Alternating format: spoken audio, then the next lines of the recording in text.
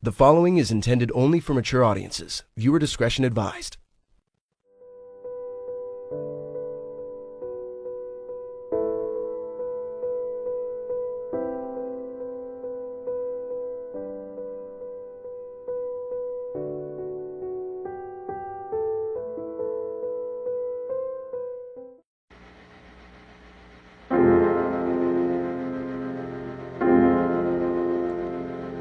Nowhere in the corridors of pale green and gray, nowhere in the suburbs in the cold light of day. There in the midst of it, so alive and alone, words support like bone. Dreaming of Mercy Street, where you're inside out. Dreaming of mercy.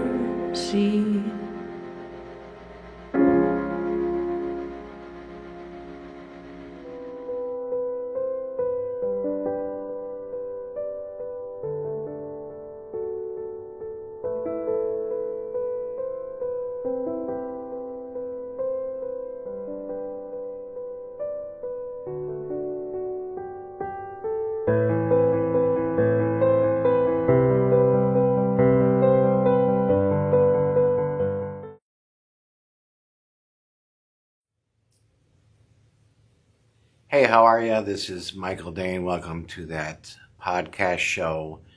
And this is a very important show that we are going to present to you tonight. The show deals with domestic violence, a very sensitive subject. We are out of the studio and on location, and we are here with my very special guest, the first guest ever to appear on that podcast show. Talking about Lori. How are you? Good, how are you? I'm good. So today we're going to talk about your situation with a guy named Joe, who at one point was your husband. Yes. You experienced a lot of domestic violence and verbal abuse, and I guess why don't you start out by telling us how you met him, what attracted you to him, and how the relationship became. I was 19 years old, and I was looking for someone to date. I had dated a couple people, and really didn't go anywhere, so I was, kind of in a situation where my family and relatives and friends were all kind of dating people, getting married, having children, that type of thing. And I kind of wanted to do that myself. And so I didn't really know many guys, and I was quite shy, actually, and didn't have a lot of experience with dating. So I had asked my half-brother if he had known any single men that were looking to date anyone, and he said that he had a very good friend of his that he knew was single and looking to date. And, like all of us, he had some issues. And but aside from that, he was, told to me to be a pretty decent guy. So he said, I will go ahead and set you two up on a date and see if he's interested, and we'll go from there. So that's what he did. And we had our first date. And oddly enough, I already knew him and had seen him previously because he was my half-brother's friend. He would come over to the house. But there was a 12-year difference between us. He was 12 years older than me. So, he wasn't interested in me at that time, and I wasn't interested in him. But since we were both kind of older now, we seemed to be interested, and he wanted to date, and I wanted to date, so we started hanging out together, and wasn't too long before we were in the relationship that I kind of realized he had a lot of issues, I guess I should say. To me, it was a lot of issues because I had pretty much led a sheltered life and didn't really have a lot of experience in dealing with a lot of things involving relationships. But he would promise to come and show up for dates at certain times, and he wouldn't show up at that time. He might come over like 1, 2 in the morning. He'd be totally intoxicated, banging on my bedroom window. And I live with my parents, of course, so, wake everybody up in the home. And I would have to, go out there and calm him down and try to get him to leave peacefully without, causing any problems. And it'd be the same old thing, every time he would do this. Sorry, I didn't mean to do that. Forgive me. All this over and over. And, I did. I figured people make mistakes. They deserve, second chances. And so that's kind of how the relationship started out. And after we were together for probably 6 months, we had decided that we were going to, get engaged. So he proposed to me and I accepted.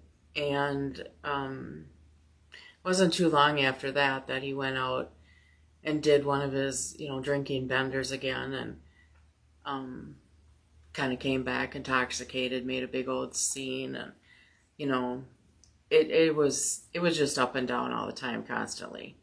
And my parents obviously didn't want me to be with this person because they could see warning signs and they could see that he was a lot more to deal with than I really needed to get involved in. But because I had never been in love with anybody, and this was like my first long relationship, I didn't see it. Or if I did see it, I chose to ignore it.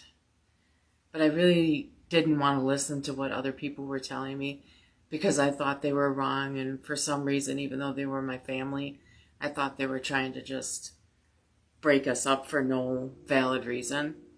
So I kept pursuing the relationship. And at one point, I guess I had kind of given up being treated like that, so I had called off the engagement. And, he was a master at what he did, and he was a good manipulator. And so, he convinced me that, no, I'll change, things will be different, everything will be fine, I'll go to AA, I'll get some help and those types of things. And so I thought, okay, the guy is willing to change. He's willing to put the time in. We'll go ahead with the wedding. And in between the time that the wedding was planned and we were making all the arrangements, I ended up getting pregnant. So he did not want the wedding to be when it was originally scheduled. He wanted to be married and, legally be the father when the baby came out. So we moved the wedding up and got married sooner, and things were going pretty decent at this point in time. He had started going to AA and was not drinking, and was it was going pretty well, and we were focusing on having a child, getting a house, getting married, all those types of things. And then after we got married, things were going good for a couple years after our daughter was born, and after that things started changing again, and he was starting to not go to AA, and he was starting to drink some, and I knew that he was using drugs. The only thing that I knew about was in marijuana, but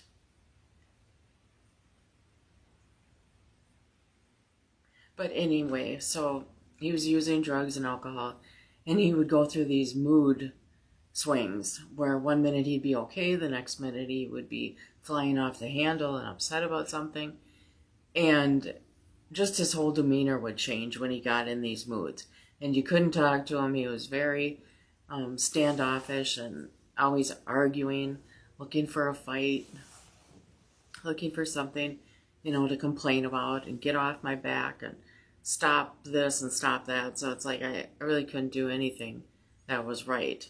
Yet I was. Well, one of my questions,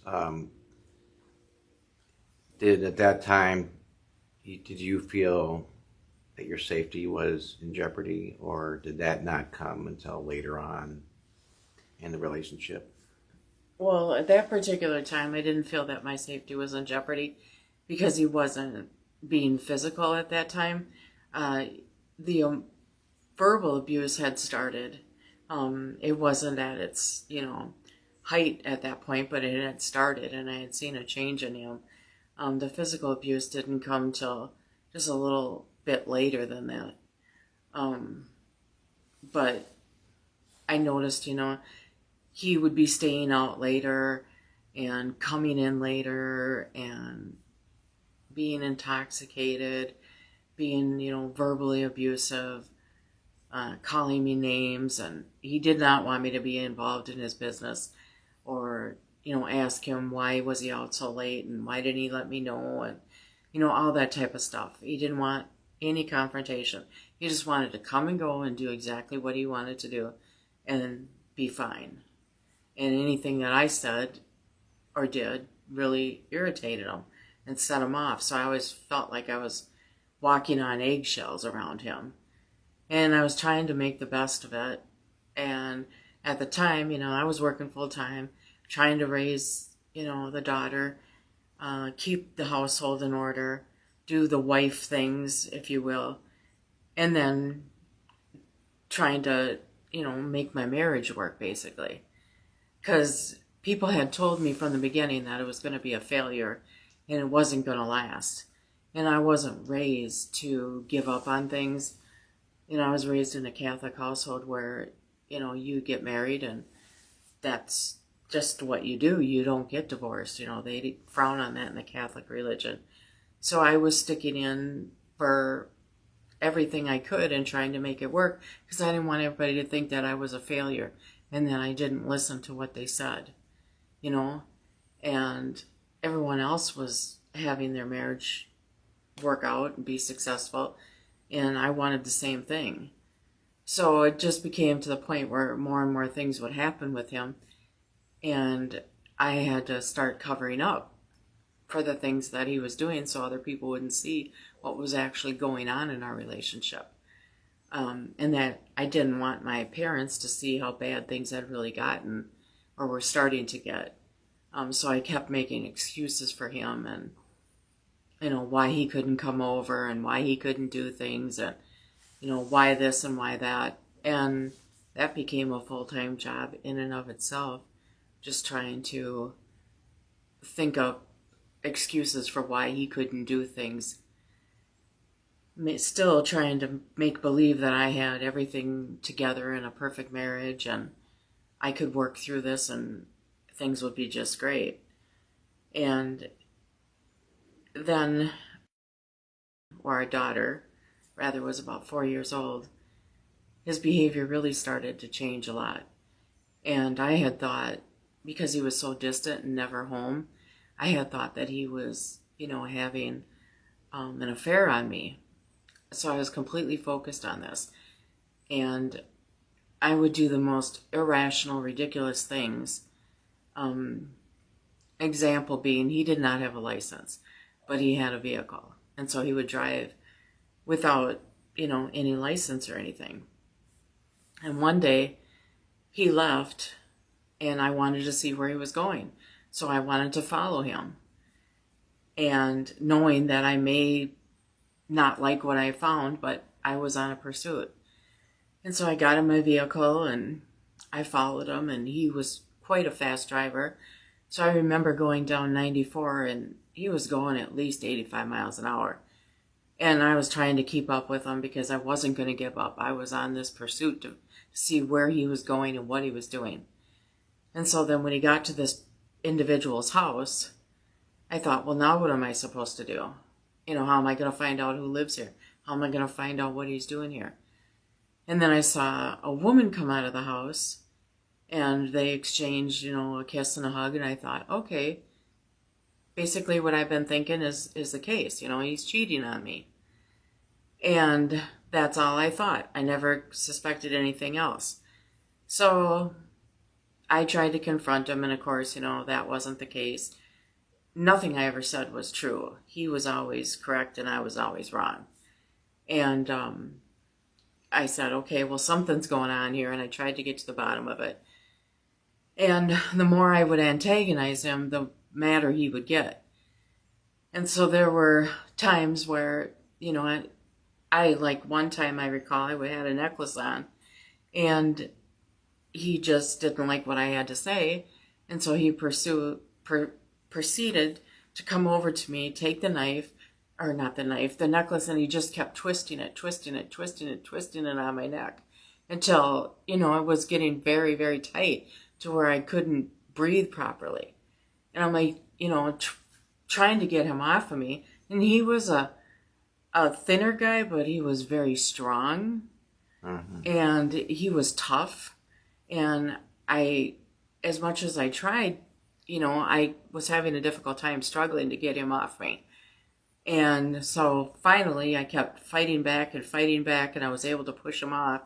And then he kind of let up on it. But, things like that, they scar you for life. Because even today I can't wear anything around my neck. I don't like necklaces. I don't like scarves. I don't like turtlenecks. Anything that goes up around my neck, I don't like it. Because it instantly brings me back to that moment when that was happening. Did you at that point think, I got to get out of this fucking relationship, I got to leave, go as far as I can go? Or did you think it was just an isolated incident that would blow off and things would get better? I didn't think at that point in time to get out of the relationship.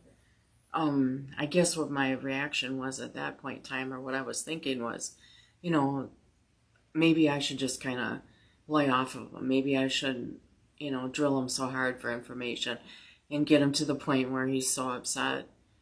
So I was actually believing that I was doing the wrong thing. And who am I to question what he's doing? He's a grown man. It's not my place. I'm not his mother. So I convinced myself that I was the one that was causing these outbursts in him. And if I would just, rein myself back, then he wouldn't get upset, and then everything would be okay. And, continuing to think that, I think of it now, and it was the most ridiculous thing ever, but at the time, I thought I was doing the right thing. But as this time went on, and I was trying to figure out what the heck was going on, it's like everything spiraled out of control. And he had been working, he was a mechanic, and he worked at this place. He had been there for over 7 years. And he had a good job. He made good money.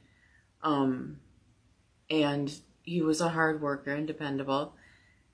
And I thought he was going to work every day and bringing home a paycheck. And the money wasn't, showing up. It would be real sporadic. One week I might get a paycheck, the next week we might not.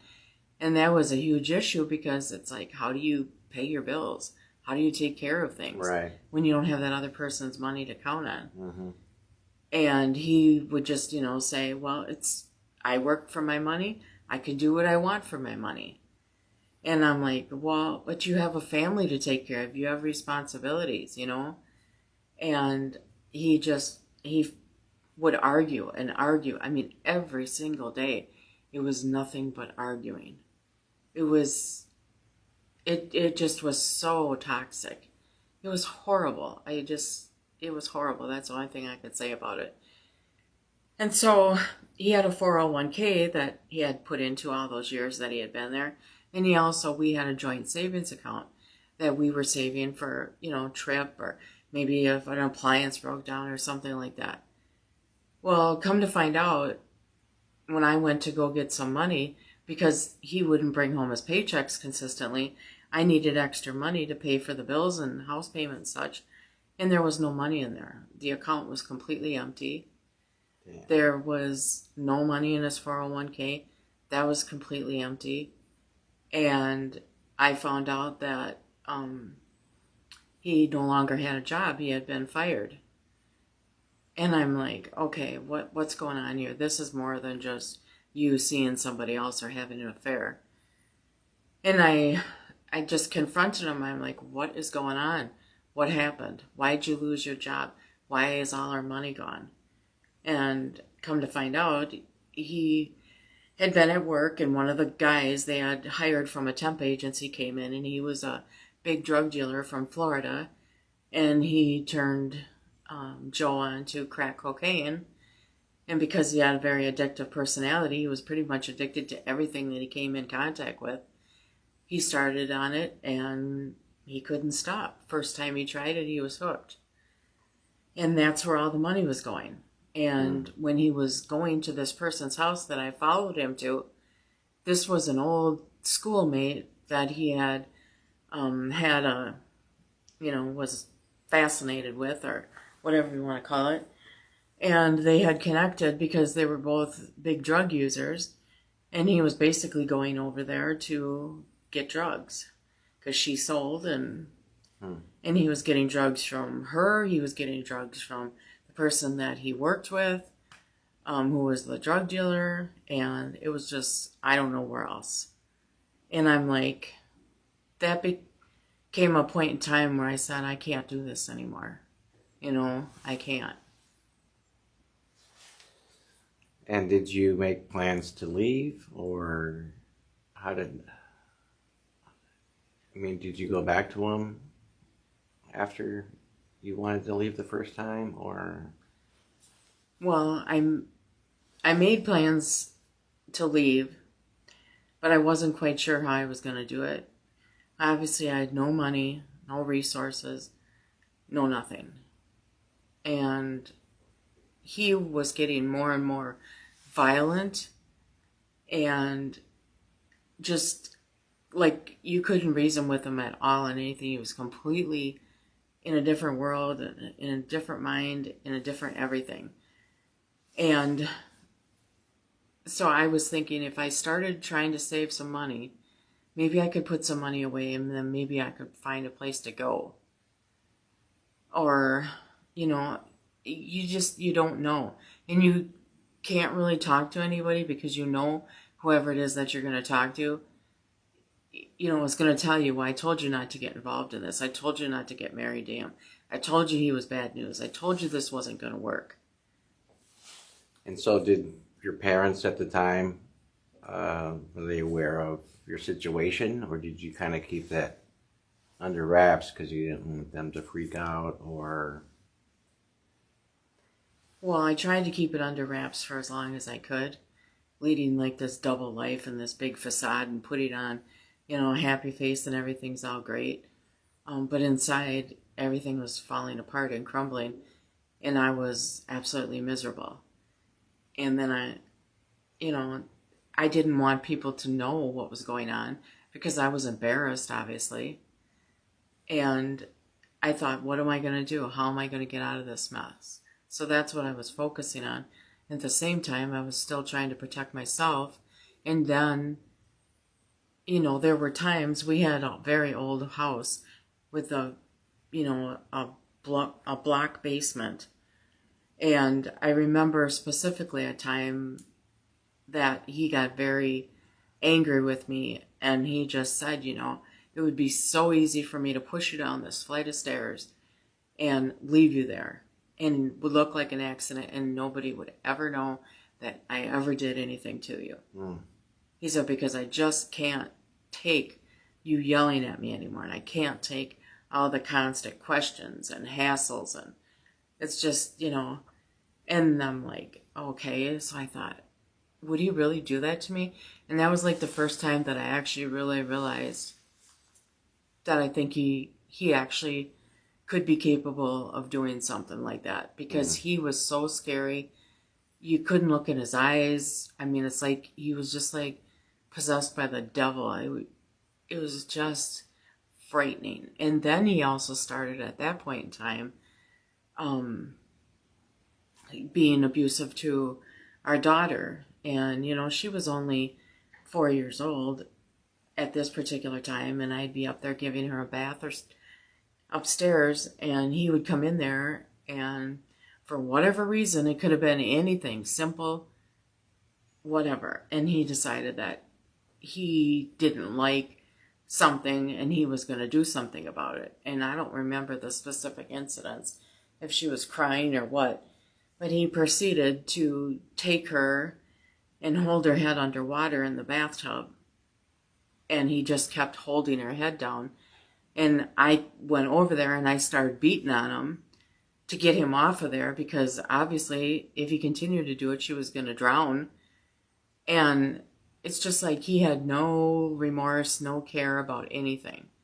And he was trying to fight back to get me off of him, and I was trying to save our daughter. And then I did, and it was fine. And then, you know, he just would typically go and leave, and then that would be it. But he wouldn't.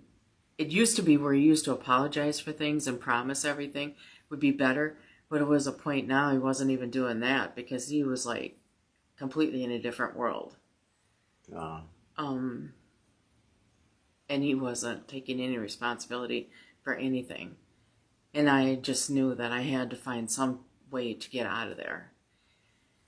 And then he was driving again one day, and he wasn't supposed to be, and he had come home. He was parked in front of the house, and I was waiting for him to get out of the vehicle and come in the house, and he didn't. And I kept looking out there to see what was going on. Well, I saw that he was bent over the steering wheel, and I thought, oh my God, you know, he's sick, I don't know what's going on. So I went out there and I tried to wake him up, and he wasn't responding. And so then I called the paramedics, because I thought, oh my God, did he take an overdose? Or I didn't know. And so I called the paramedics, and of course with the paramedics, I wasn't thinking that the cops would come. And of course they came along. They went in the car, and they discovered, you know, that he was just intoxicated and he had passed out. And because the keys were in the ignition, although he was not driving the vehicle at the time, they arrested him for driving after revocation, and they took him to jail. And when he would always call me from jail every time he got there, and he'd be like all nice and, you know, sweet talking, and, you know, I'm sorry for everything that I did, and please take me back, and post bail, and get me an attorney, and, you know, do all this stuff. And I always went ahead and did it, time after time after time. I'd get a bail bondsman. Somehow I'd raise the money. I'd either sell my wedding rings, or, you know, maybe I had coins around the house, something, anything to get money to get him. This particular time, I decided that I wasn't going to do that. I didn't have any money. I didn't have anything to pawn. I had nothing. And I thought, you know what?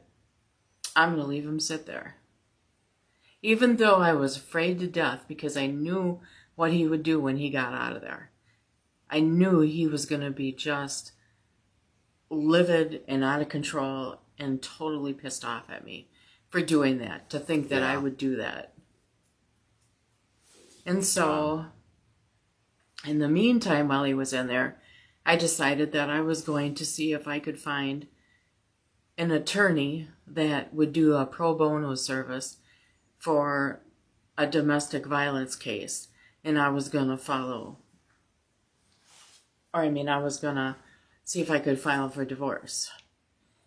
And with him out of my hands for the moment and incarcerated, it gave me a free moment to try and gather and get myself together. Right. So I got in touch with a woman who said that she would do this pro bono for me. And I told her what the situation was, and we drew up the divorce papers. And I said I don't want him to have any custody of his daughter. I do not trust him. I'm a fear for her life. I'm a fear for my own life. And, basically I don't care about the house. I don't care about any of that stuff. I just want to get out of this. And I want, my daughter and I to be safe. That was my main goal. That's all I was looking for. And so that's the way the divorce papers were created. And I actually served him with the divorce papers while he was incarcerated. He did. What was his reaction when you did that? I'm sure he wasn't happy. He was not happy at all. Pissed off and... He did not expect it. He did not see it coming. Nothing. But much to my dismay, he signed them. Wow. And it was recommended to me to get a restraining order against him so that because I knew how upset he was, and knowing his history, to protect myself and my daughter from him having any contact with us. So I also went and got a restraining order so that when he would get out of jail, I would be prepared for any retaliation that would come of it.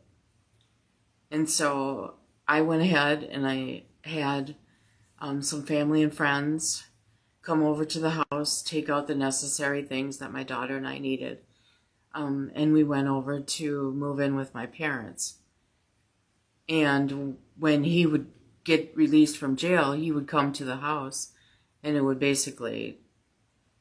a shell of what there was before. Mm-hmm. So that's what happened. And I was prepared because I knew what would happen. And of course, the first place he comes to find me or look for me is at my parents' house. And he pulls up and he's mad and he's angry and he's out there screaming and hollering, and he knows that he's not allowed to be in their home. And of course, they're trying to talk him down and calm him, and he wasn't. And then they said, well, if you don't get off the property, we're going to call the cops. Well, he wasn't the least bit intimidated by that because big deal. He had just gotten out of jail and he had been in many times before, so right. It was no big deal to him. And so the cops were called, and he was told to get off the property, that there was a restraining order, that he was not to be within so many feet of me. And he went ahead and left. And that was that for that day. But then the next day, it was just the constant phone calls. And him showing up at work. And me being, embarrassed by my situation. And it just never ended.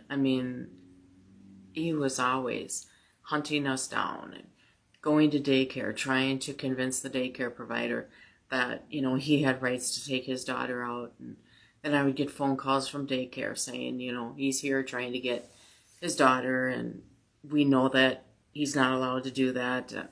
It was just, every day was something else. There was no peace of mind. There was no relaxing. There was nothing.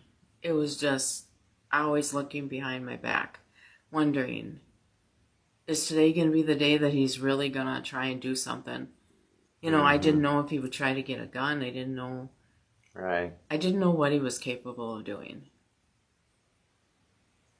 And then one day I went back to the house, and he was in the house because that's, whatever, it was still his house.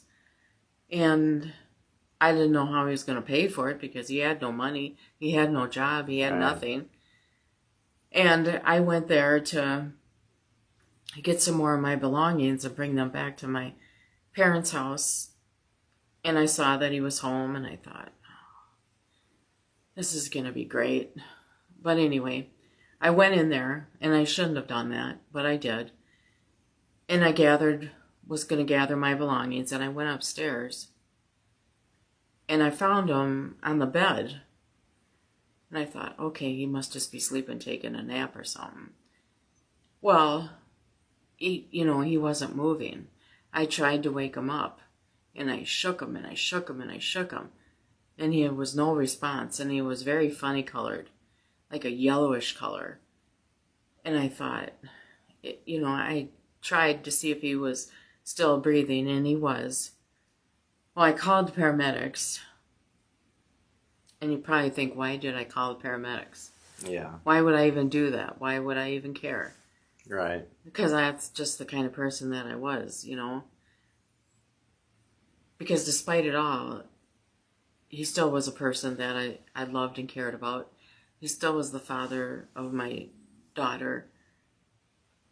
And I couldn't live with myself if I didn't do something, knowing if he needed medical attention. Right. So the paramedics came, and they took him to the hospital. He had attempted to take an overdose. And when I found him, had I not called the paramedics, I had been told that, he would have passed away. Mm. So basically, he was admitted to the hospital. He was in the hospital for about 3 to 4 days. And after that, he decided that he was going to try to rectify things. When you're sober and you're in a different spot, your mind is thinking very differently. Right. And I think there was a part of remorse that kind of came over him at that point in time. Like, I've kind of hit rock bottom here. I've lost my home. I've lost my family. I've lost my job. I have no money. I have nothing. And I better do something to fix this. Mm-hmm. And he decided that he was going to check himself into an inpatient treatment facility. Was up north by Hazelden. And he checked himself into the treatment facility. And he was in there for a little over a month. And then he completed the program. And he got out. And of course, everything was going to be wonderful. And life was going to be great. And he was going to make it up to me. And Right. Promise me the world with a string around it. And I had this time had already moved out of my parents' home and had moved into like a low-income housing apartment. Okay. And I had been seeing someone else. And he, I don't know how, but he found out. And of course, even though we were divorced, that did not sit well with him. Mm. And he started, trying to come around. A little bit here, a little bit there, more and more. Doing his sweet talk, telling me everything that he knew I wanted to hear. Even though it was all a lie, I believed it all. Right. Because he was so convincing. And so then I started, feeling bad because he couldn't see his daughter. And, all this other emotions and everything. He was just playing me, but I guess I wasn't smart enough, or I didn't want to believe that someone could lie like that. I wanted to believe that people could make a mistake and they could come back from it and they could change their lives. Sure. So let's take a look at a short video here, and then we'll be right back to talk some more with Lori. Here's a video. 3 is the number of women that are murdered every day in America by an intimate partner. 3 a day. 5 times more women are victims of domestic violence, either serious assault or murder, than are men. 85% of the victims of murder are women. And 100 women per hour, 24 hours a day, 7 days a week, are beat on by an intimate partner in the United States. Since we began this show, 100 women have been beaten by an intimate partner. Spouse, live-in boyfriend, whatever. Okay, we're back talking to Lori about her situation that involved domestic violence. She's told us a lot about her life with a guy named Joe.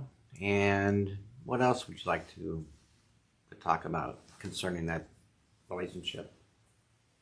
And your, how do I say this? I guess your point is you want to let other people know that you're a survivor. It can be the worst fucking situation in your life, but you are a survivor. And there are people watching this right now, men and women, who are also survivors. And I think your story is very, very inspirational to other women who may be facing the same situation now and are not aware of, or they don't know how to get out of their situation because they feel stuck. Is that something that you had felt? I felt really stuck, and I felt like even though I had these restraining orders, they were basically no good. They were a piece of paper that basically said, legally, you're not allowed to be near her or your daughter. Right. But that was all they were. Because he thought he was above the law, and the law didn't fear, he wasn't feared from the law. Right. Because he had been incarcerated so many times that it didn't bother him. And, you know, his goal was to put the fear of God into me. And he did. But it was also to manipulate me, manipulate his daughter, and get everybody to think that he was the poor old soul that didn't do anything wrong. Right. And, you know, convince me that he would make everything right. And like I said, he knew exactly what to say to get me to feel a certain way and believe him. And so I felt, I was so conflicted because part of me wanted to be back together with him and try it. And part of me knew that that was not the thing to do. Now, you would think, being through everything I had been, that it would be enough to just walk away from it all. But every time I walked away, he kept coming back. And he was like a stalker, you know, no matter where I was. He always seemed to find me. And, you know, he told me several times, he said, you know, you can go here, you can go there, you can go wherever. He said, but the point is, he said, no matter where you go, he said, if you don't want to be with me, he says, you won't be with anybody else. I'll see to that. And I was like, I believed him. I really believed him. And I thought, what can I do? I'm not getting any help. I went down to get financial assistance, assistance with housing, assistance with daycare, assistance with food stamps. Right. And they told me straight out, they said, you do not qualify for any assistance because you have a job. If you did not have a job and you were not bringing any income in, you would in fact qualify for assistance from the county. So in essence, what they're telling women is that you're in a bad situation. If you quit working, we can give you assistance. If you want to continue to work and have some self-respect for yourself, which is what I wanted to do, and be productive in the world, then we cannot provide any assistance for you. That's such bullshit. I mean... And at that point in time, I thought, where does a person in my situation go? Where do women and children that are in my situation go for help? I guess they go down there. I guess they quit their jobs. And I guess they just take the chance that the county is going to help them. until they can Right. get on their feet. You know, I don't know what the answer is of the situation is. Right. I don't know how you just keep running and you keep looking behind your back and you keep fearing where this person is. Are they going to call you? Are they going to show up here? Mm-hmm. Are they going to show up at your work? Are they going to show up anywhere you are? I don't know how they do it, but they do find you. And I just felt like, where am I supposed to run? The only place I had that I could go to was my parents. And I already tried that.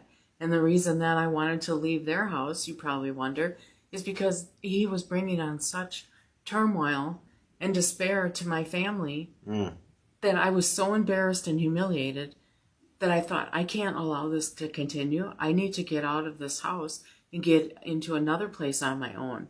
Right. Because it's not fair for them to have to be involved in this either. And despite them telling me, no, you're fine, you can stay here as long as you need, I'm just too independent and too determined in my head to do things the Right. way that someone else wanted me to do them. Uh-huh. And I thought, I got myself in this mess, I'm going to get myself out of this mess. And so like I said, I moved, and things were, trying to make a new life for my daughter and myself. And then I took him back after all is said and done. And he was really good for a while, like I had seen before. And I really thought that treatment had changed him, that time had changed him, that he felt bad for the things he had done to us. And he had an opportunity to rectify the situation. And he was going to make it right. And despite everything that my family said and the fact that they didn't want anything to do with me at that point because I had chosen to go back with him, even though I knew I was going to lose my family, I still went ahead and went with him. This is how much of a hold that this person had over my life, my thoughts, my feelings, my everything, that I wouldn't even listen to my own family. I went against what they were telling me to be with this man who had done me wrong and had been so mean to me and so mean to my daughter and so disrespectful and just made our lives basically a living hell. And yet, I still couldn't see my way through to not go back to him. Wow. Because I thought if I was with him, I could change him. Right. And, that's where I made a huge mistake. And through this whole process, I learned so many things. And one of them is that you can't ever change anybody. You can't. And I thought that I could. You can try, but it doesn't work. You can't. And if you ever think that you can, you're just kidding yourself. The reality is that you just can't do it, because people will change because they want to change, not because of anything you say or do. There may be things that you say or do that might resonate with someone, that might make them think, but ultimately they're the ones that have to do it. They're the ones that have to change. Right. They're the ones that have to decide to change, not for anybody else, but for themselves. And I wasted so much of my life trying to change this man and trying to believe what he was telling me, and that he could change and he could be different, and believing in somebody, because I didn't think that people could look right at you, right in your face, in your eyes, and just continually lie to you and be so convincing, just so convincing that you believe everything that they say. Right. And you want to believe everything they say. And they know that. And they know that you're weak. And they know what you want to hear. And they know how you want things to work out. So they'll give you anything that they can to keep you in it. Oh, sure. And why would someone want to spend their life treating others like that? I don't know. I have never understood that. There's got to be some type of a fulfillment that they get out of that. Right. I think that, you've just convinced yourself that no matter what I do, I'm always right. And the end result is I'm going to get what I want. And I'm not going to stop until I do. Right. And I think that's what they spend their time and energy focusing on, is it's a quest. I can get this person. I can manipulate them in such a way that no matter what I say or do, they're still going to be under my control. Right. And it's all about that control and, Yeah. knowing that you can just change somebody into what you want them to be. Right. By sheer fear. Mm-hmm. It's just... Yeah. I hear what you're saying. Let's go to another video right now, and we'll be right back. My boyfriend Matt wants to break my family up because he thought I was lying to him. He thinks that I'm not a good mom. He said I belonged on the streets, and I was going to be homeless, and that he was going to take my son from me. Oh my gosh. 20-year-old Eileen says that her relationship with Matt is being destroyed by his controlling and jealous ways. They have a 1-year-old son together and another one on the way. But she's terrified to leave him for good because he threatens to take their son and leave her homeless. Robin, I want to ask you to weigh in on this really quick. Matt, she's my wife. She's also one of the leading domestic violence advocates in America.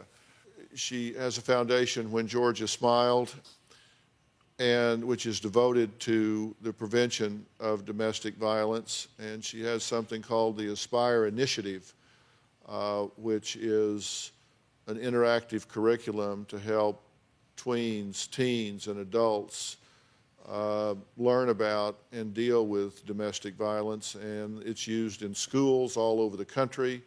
It's been recognized on the floor of Congress, United Nations. This is used everywhere. And one of your points is it's not just physical violence, right? That's right. A lot of people think that domestic violence is if someone hits, kicks, punches you. And what we're seeing here today is verbal and mental abuse. And it really, like you saw before the show, when you even had to whisper in my ear some of the horrible things, Eileen, that he is saying to you, that's verbal abuse. You are in an abusive relationship. And, I've been sitting here during the show, and my instinct as a woman is to just run up there and grab you and just take you out of here as fast as I can, just run out the back door and just hide you and keep you from him. Of course, I can't do that. I want to.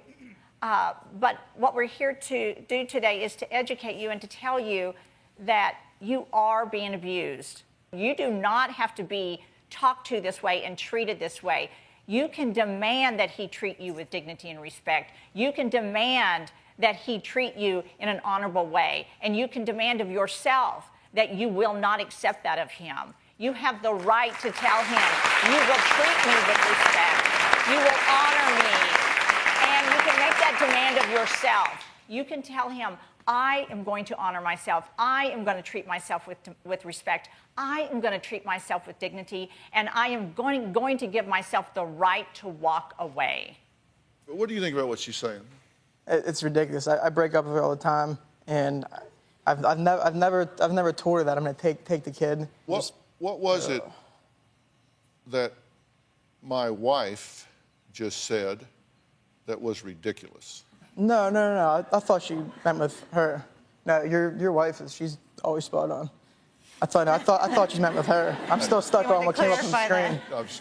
Okay, listen. I'm still stuck on the screen. Let me tell you why I'm not going to enter your OCD loop here about what's stuck on the screen. Okay. I'm not going to go play this game with you and argue the ridiculousness of the wording on the screen. Yeah. Let me ask you something. Are you abusive with Eileen? Yeah, verbally I say very hurtful things to her. Okay. Yeah. Are you abusive with Eileen? Yes.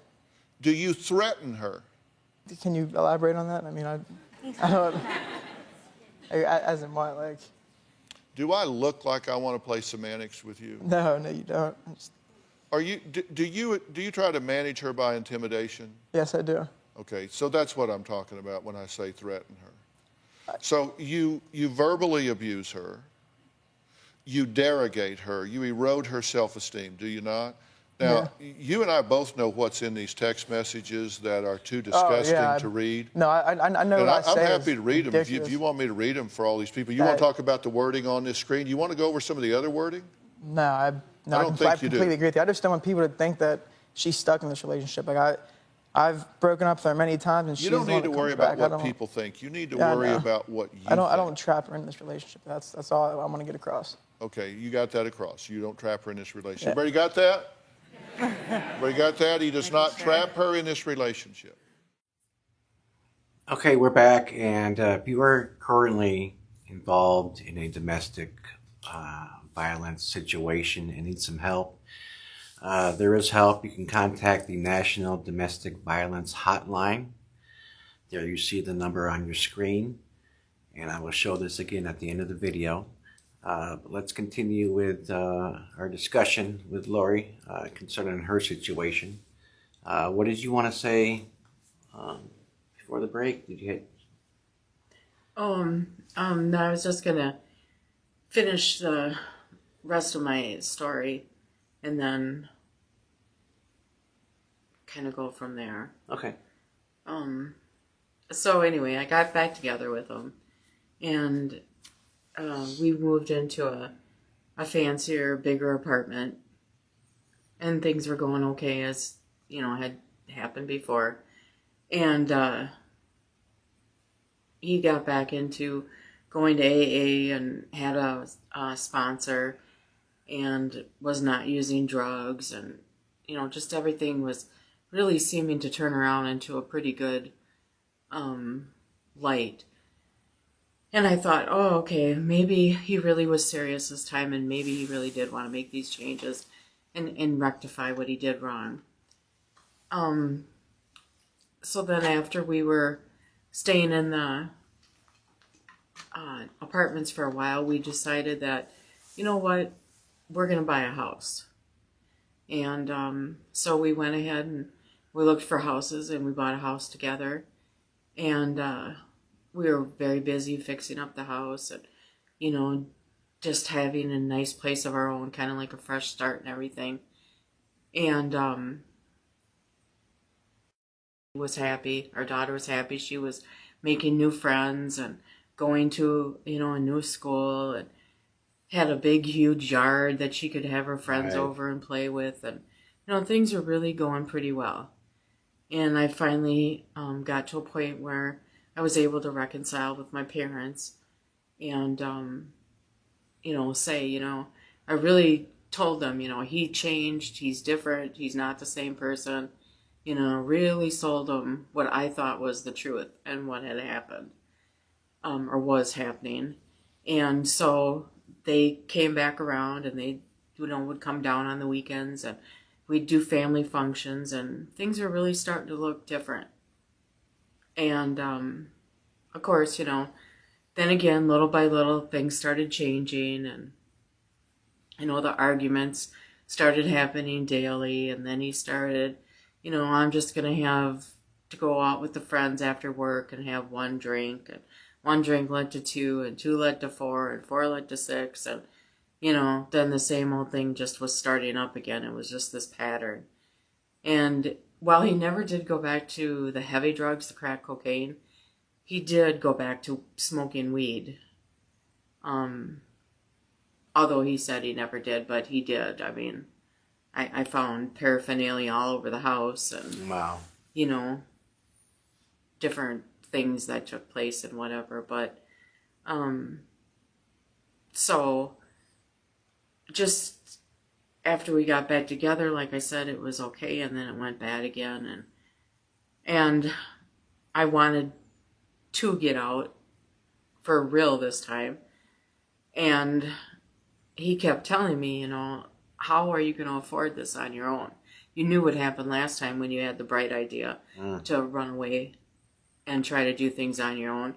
And financially, you can't do it, and because basically I didn't have much of self-esteem when I got into this relationship. And by this point in time, I basically had no self-esteem.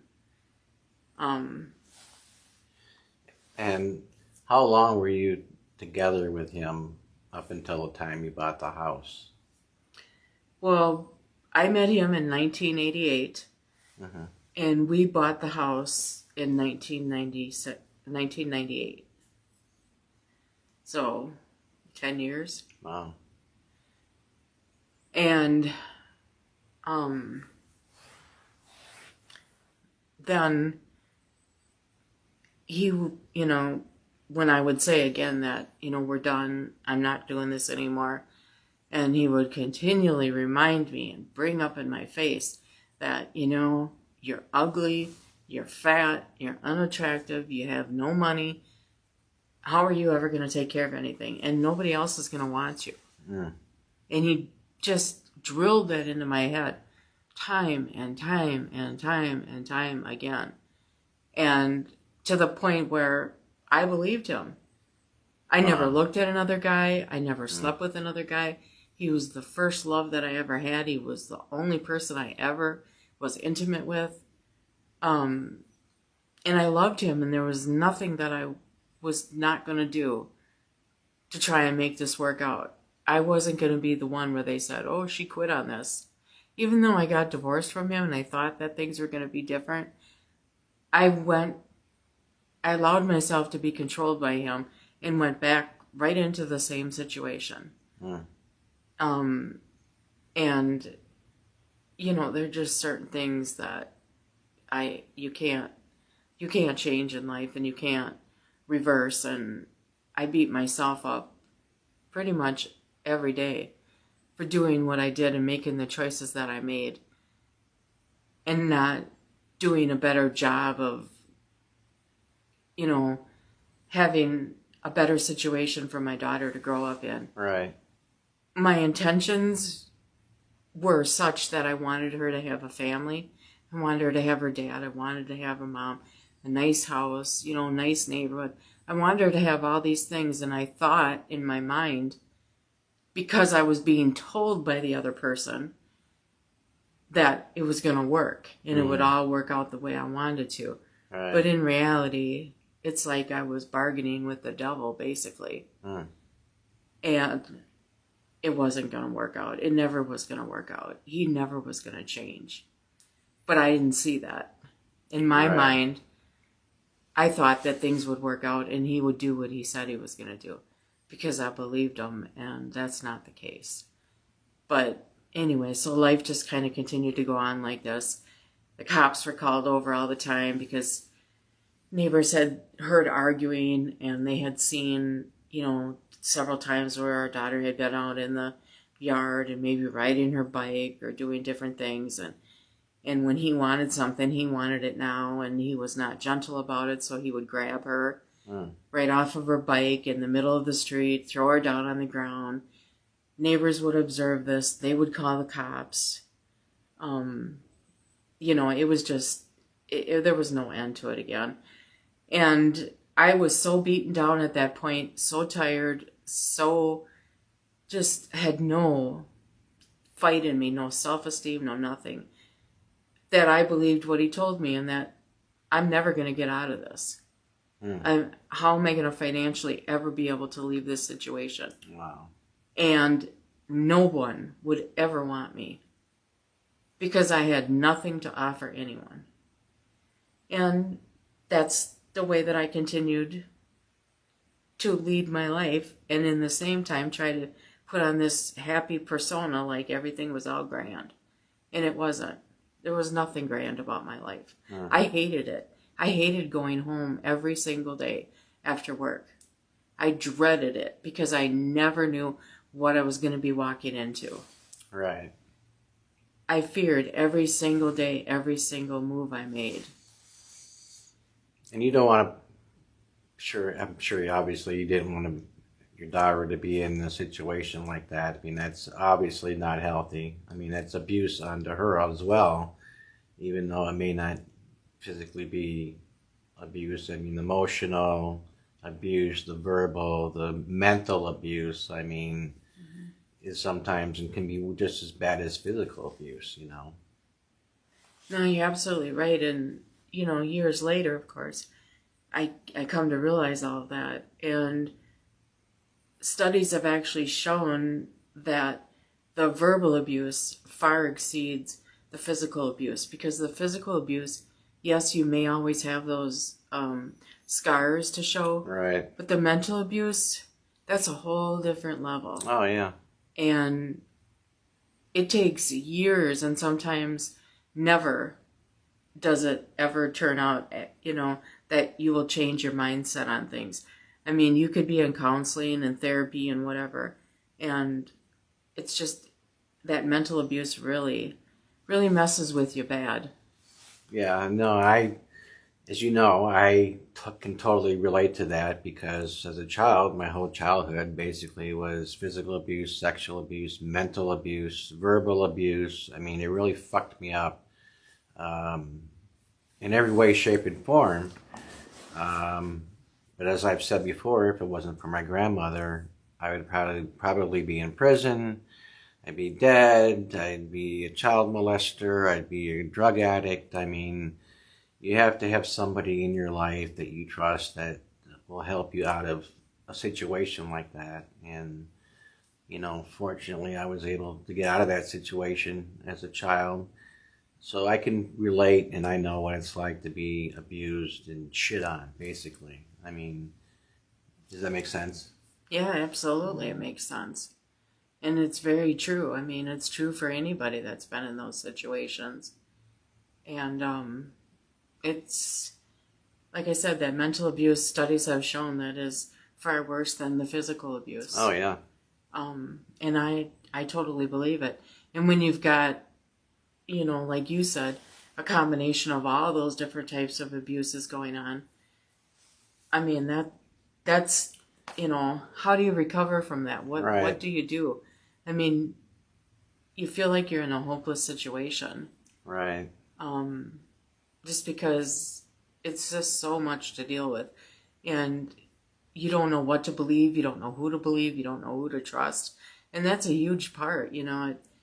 It really messes up the trust for you in any future relationships that you may have with anyone. Right. And, you know, that's hard to overcome. It is. No matter how strong you are, it's very difficult. And, you know, to put an end to this particular story, it did end up that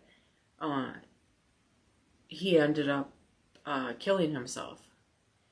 And, you know, it's a horrible thing to say, but if you've ever been in someone's shoes where they've been in a relationship where there was any type of abuse, especially multiple types of abuse going on, and you've tried to get away,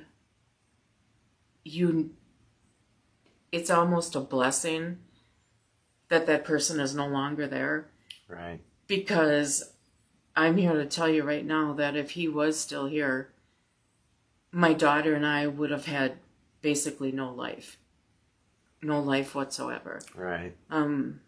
Because it would always have been controlled by him. Mm-hmm.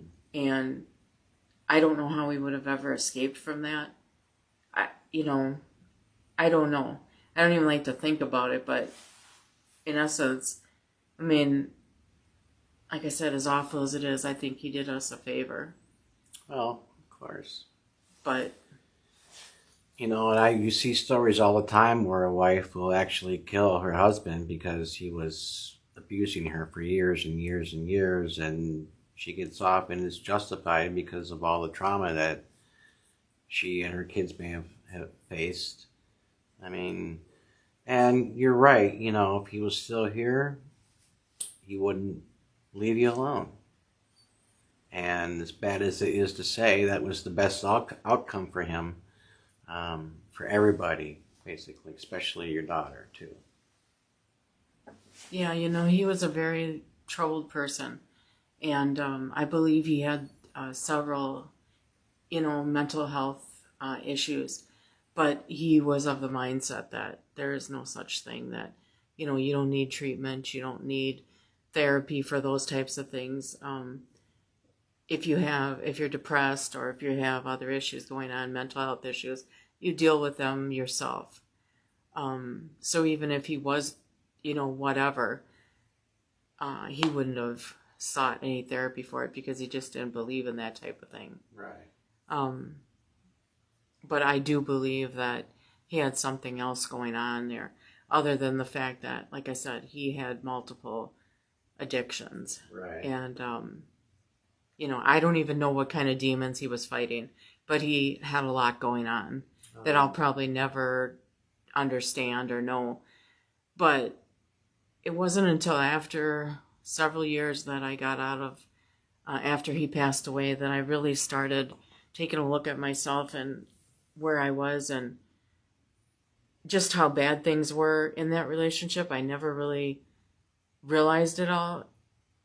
And it's actually embarrassing, and it's humiliating to think that a person could be in a situation like that, where it appears to be right in front of everyone else's face, and they're trying to tell you and they're trying to help you, yet you can't see it. Right. You can't see what they're telling you, or you don't want to see what they're telling you, or you feel that you know the person better, and you know, they mean what they say and they wouldn't hurt you, and it's just, it's mind-blowing. I mean, my daughter and I both went through years of therapy, and in fact, I still continue to go to therapy. And, you know, I've processed things to a point, but I have been through therapy, you know, counseling and therapy, and I suppressed all my feelings for all these years and never really dealt with it, because it's so painful and it's so shaming. And I need to go through the process of dealing with this. And it's going to be a difficult process, but it has to be done. And that's something that, you know, I have to focus on doing, as hard as it is. I've got to do that. And I'll tell you, you know, people ask me, well, why did you stay in a relationship like that? And I said, well, because I didn't know any better. Because I was young, I was naive. I, you know, was raised to not get a divorce. I was raised to try and make things work out. Right. I was raised in, you know, to believe the best in people. And, you know, I didn't know about this whole other world that was out there, and how really evil and mean and controlling people can be. Right. And even still today, I can't believe that.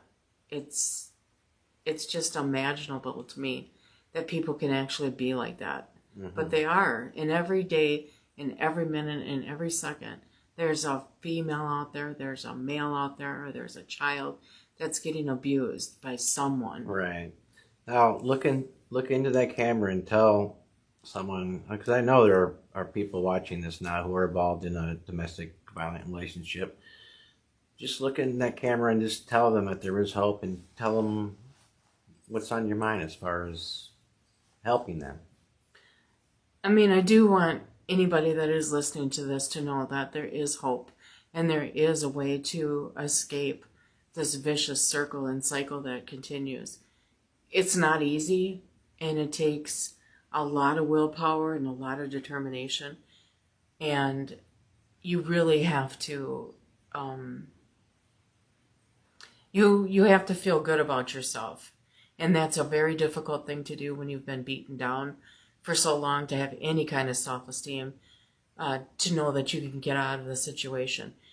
But if you feel like something isn't right in the situation that you're in, and you see these warning signs, and things start to happen that you know in your mind and your heart are not right, that's probably a very good indication that you want to get out of it.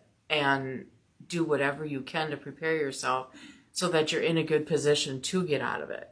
You know, seek out resources. There are shelters for women and children, and even men get abused by women as well. And you can seek out the resources for help. You can also contact your family. You can contact your friends. Don't keep it inside. Don't hide it to yourself because you're so ashamed and embarrassed. You know, it's not your fault. You are just trying to give love to somebody, and they're just evil. They just think differently, and they're just using you because they know that you're soft and you won't do anything. But you have to be stronger than that. You have to realize that you can and you will overcome this. And the sooner that you realize it after you see these warning signs, you know, don't kid yourself into thinking that it's all just going to go away and it's magically going to get fixed, because that doesn't happen. And you're just going to spend your life trying to fix something that is never going to get fixed. And the only thing you can do is you can fix yourself, and you can get out of it. And that's what you have to do. And you can't stop until you do it. And no matter what setbacks or what things hold you back, you've got to keep going forward and know that there is something better for you, and that you deserve better for yourself or for your children. And just don't look back, and seek out counseling help. There's mental health counselors out there. There's mental health hotline you can call. And there's all different types of resources that are available for people.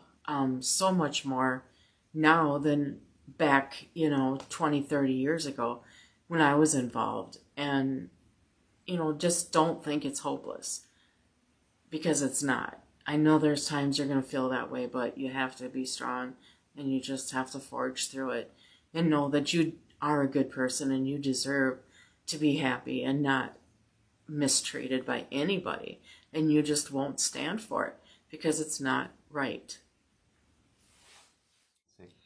In closing, I just wanted to say a couple things. If anybody out there is watching and knows somebody that is affected by domestic violence, and they pass this information along to them, or if it's you yourself that's listening to this podcast and is experiencing domestic violence, if I can change just one person's life out there and make it better, that would be amazing. And that, is all that I can actually hope for by telling my story, is that somebody sees it or tells someone else to see it that needs to, and they get the help that they need, and not to give up, because there is help out there. And if anyone has any questions about anything that I talked about today, I'm happy to answer them on another podcast show. If you just want to call the hotline and text or leave a message with any questions or anything concerning this episode, feel free to do that, and I'll be happy to answer any questions you may have.